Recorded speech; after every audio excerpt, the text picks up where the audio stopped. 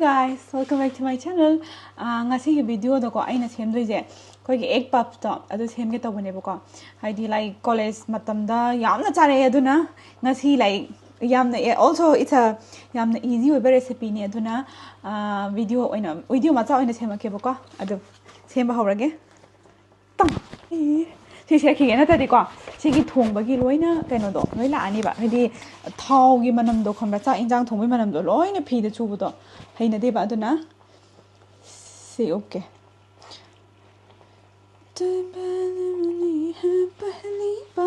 camera angle je phajadre aduna like to make it more like presentable I chair do ina phamma ga taw thong is this okay I think the angle is fine now. Yeah, I got my egg puff same ni harabanina.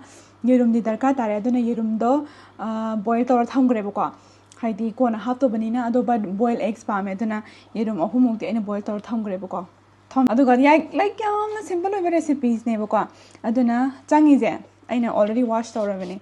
This changi je onion like I'm going to take two ani oina lower ge ko. To onion changani adagi ginger ga garlic ka gine khamra I am going to make this as paste si ginger garlic se si je paste oina semge aduga khitang ai tilo chen gare law aduga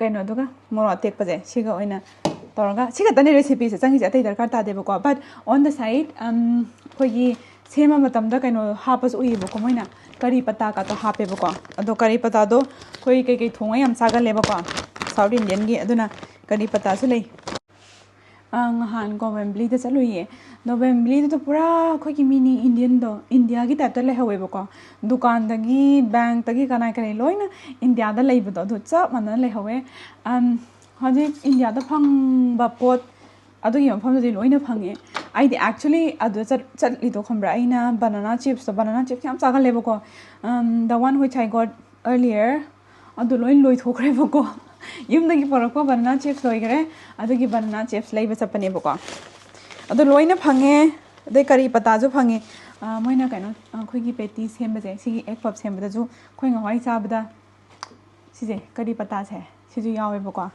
aduna siju khara hapke aidi mo ong do manana ba sem dorabani na siju hapake sije ko sakal kaisa dikh raha hai Siwan half again, boko. Yeah, moi kitang. Ado aina store toro thamba je haina ni se pada wrap toro gane khamra. Kogi coriander, adagi mint kuma mana do sain toro thamba de khara kuinga sa boko. Adugi. Handa aina ko recently aina dum yengi ne boko. Mi mayam je. Handa recently toy sama thok toro labu bu na. Ado bag khudingi bila bubu ngata yan bu unai. Mi sing se.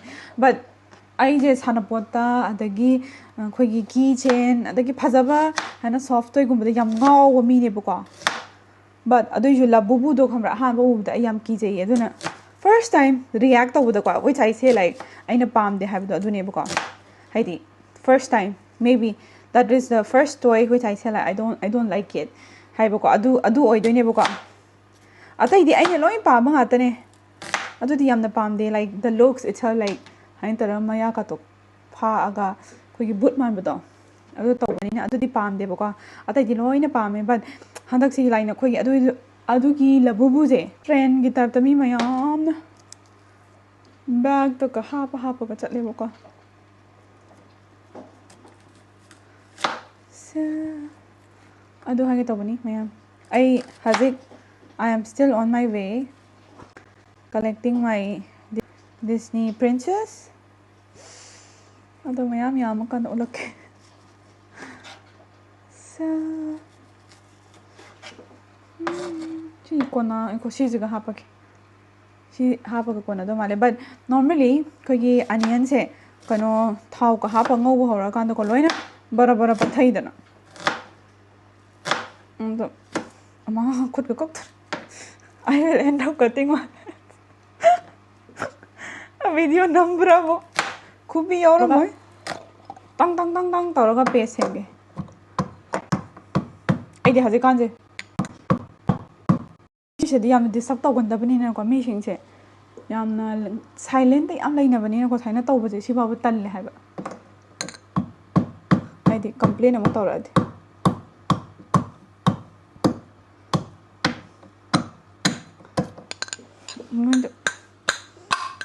make a paste like this.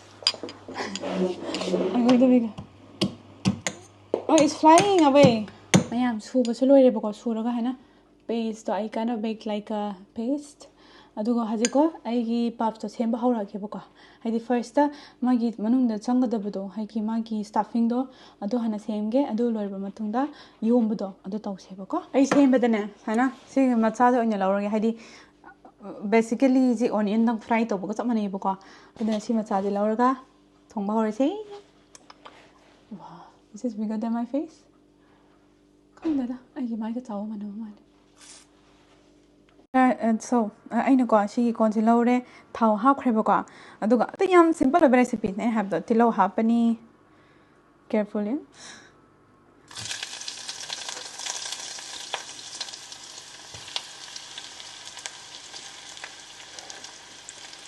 Tillo happening.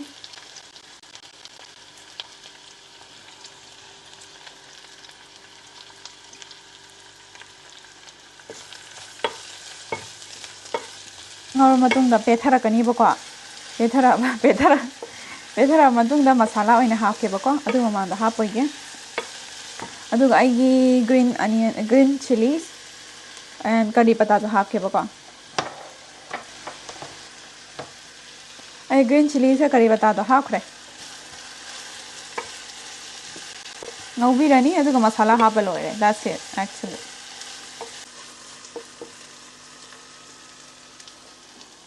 Ma'am, I go turmeric powder khara hapke yamde turmeric powder adagi sina coriander powder si jina zira powder ne bako zira powder aduga kaino kitang hapke kaino do dry chili powder adu chika tane changi ja aduga ne thom khara hapira loi. Basically, tilao ngobo khataneba. That's it.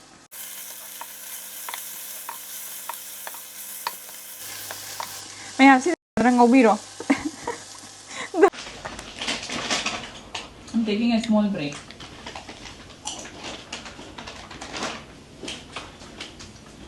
Maya, can I do one? We egg puffs here, madam. We out the cover though.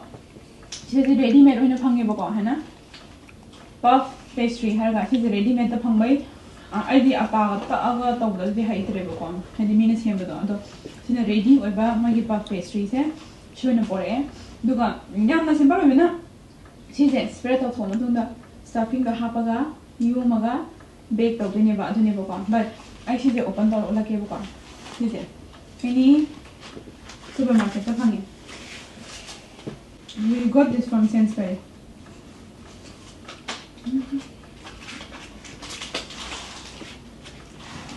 Oh, my hero is hanging like a I know. Do what is that? Like according to the instruction, being Hagam, in what Homo Hairoka Hambo Matunda.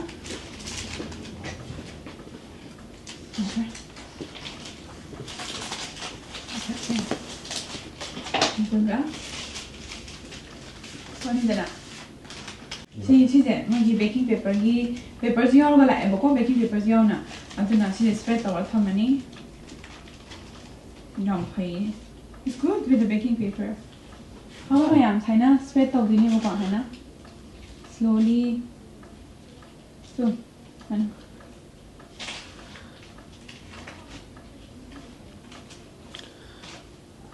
hey, she's a thing, but I want to prepare. I come to go to Ata roll to Organa and a ready Tambocatanida. Basically, that's it. Hana, spread the organ and Hadan Tamu Haiboka, Hadan Tamani, Aduga Yuma Horagi. Not that I go. I am China.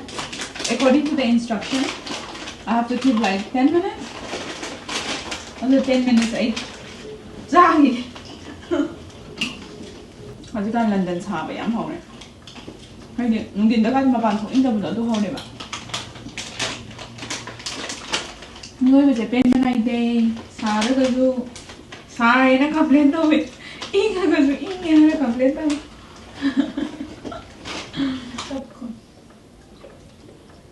मेरा toys show off करती हूँ. Right, guys, I have to wait for 10 minutes, okay? And this is it. What is it? Nang shidra sa? Isa. Napuso to kaya yun na. Ano to kaya kutan na pani. Aduga magi sa. I-attach to kaya hana. Hana. Aduga ko magi anam masage sisu to kaya. Asi loy na di-attach to kaya na mga kaya. Magi balloon kasi to kaya to. Tambira see where it was before. Maya 10 minutes too ngai bo ina ko.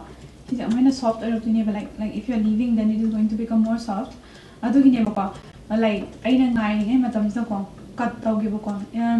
Sigi pura sheet se. Chidagi basically nasana cut tau draga nang na shape sending mo to shembe yai ko.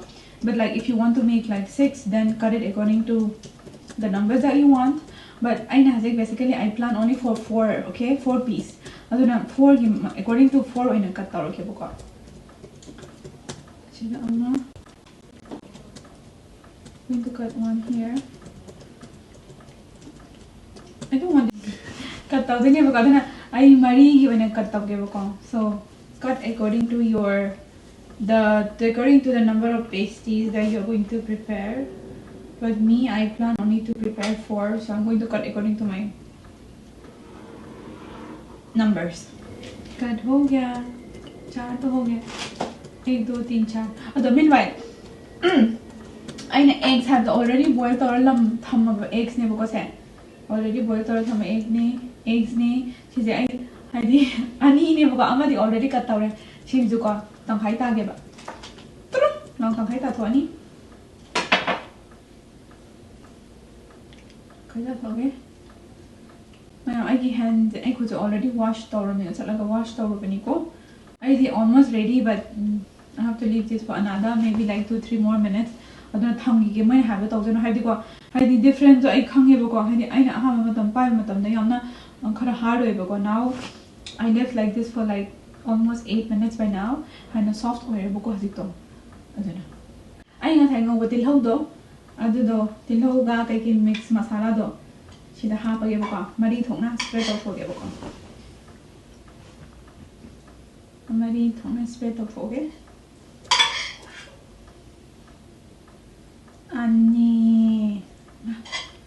A tomb busy of the more. A home.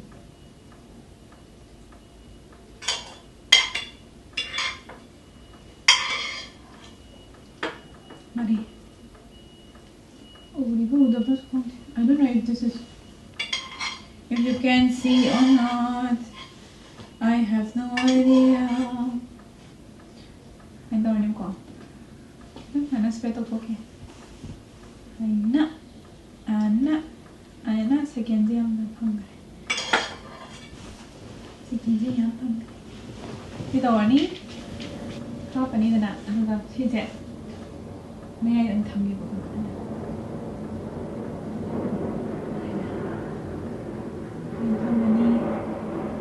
can you get this sesame oil or something?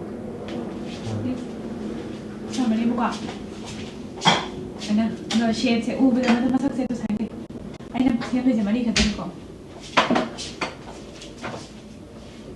I don't know, with the house, it tot nang give a I call it. Aku with the name. How is it? I know. Okay. How is it? Not the 90.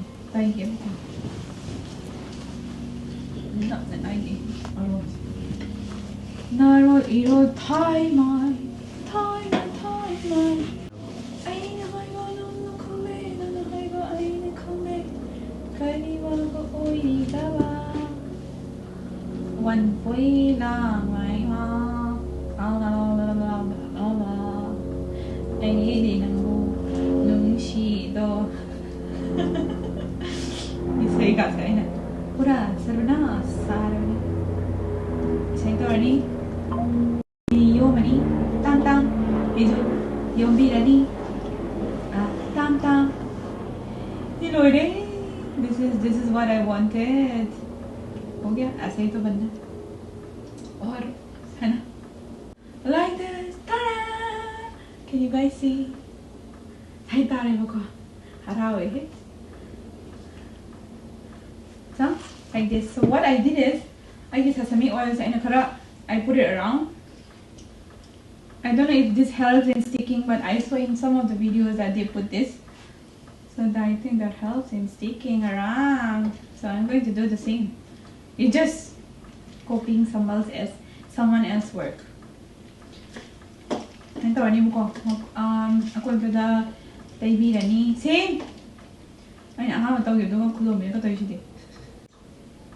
I could pour this in one of the corner of the hydropaya, but could don't be lazy. I can't do no.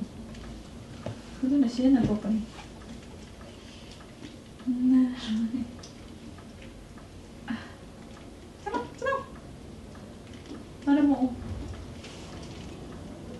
ये अच्छा बन गया गलती से तो मैं इधर London में दुकान खोलूंगी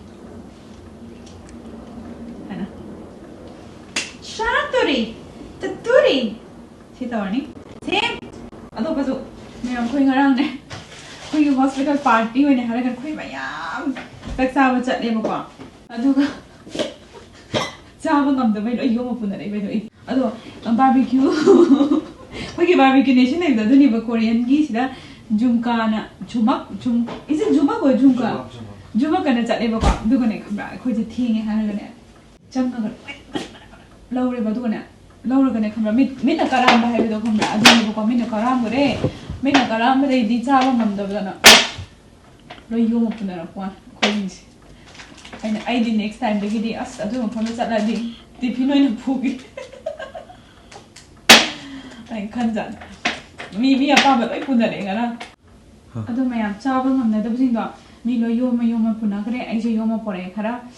Could say Yoma Pore too. I eat a prawns for it. Have a question. She's you prawns, eh? For it, Ado, she is a she pepper car left over oil to the book. I don't know prawns in a wrap toraga. Prawns in a wrap toraga puffy type the same again. I don't know if this is going to be nice or not. Because there is no masala, nothing inside this. But just that I don't want to waste this beets. So this part is very stupid, but this is also a different kind of entertainment.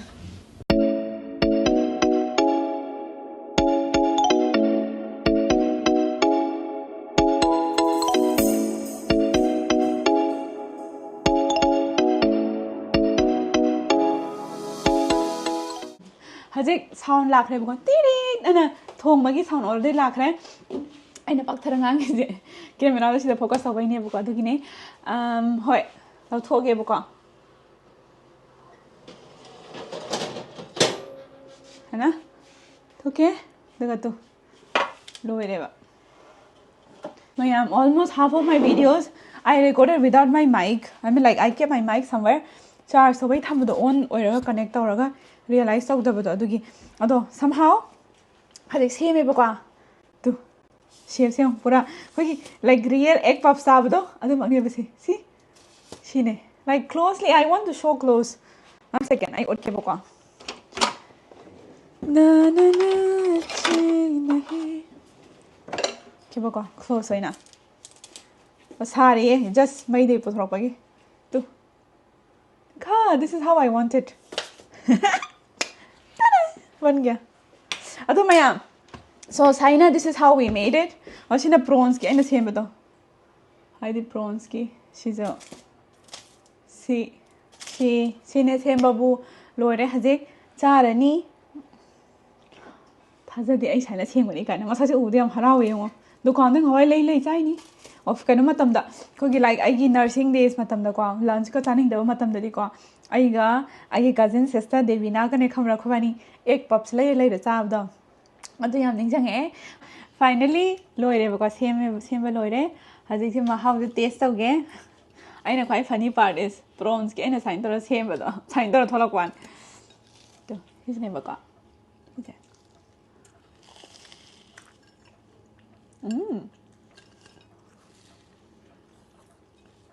Huh.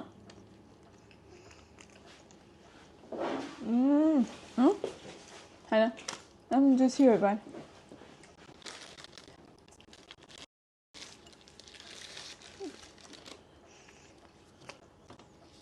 But okay. Em hỏi.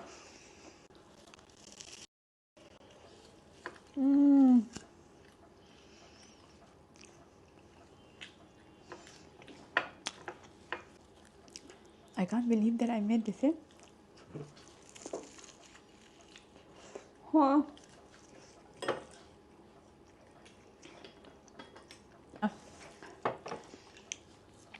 I think prawns है try तो. I wanted to remove the shell. What do you say? हाँ, cover तो निकालना था.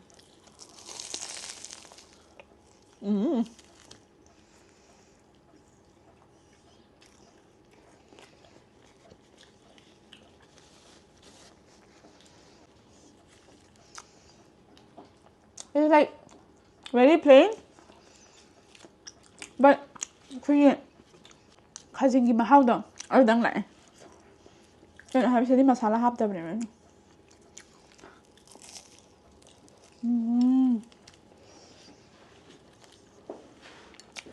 Best 진짜. 뭐야?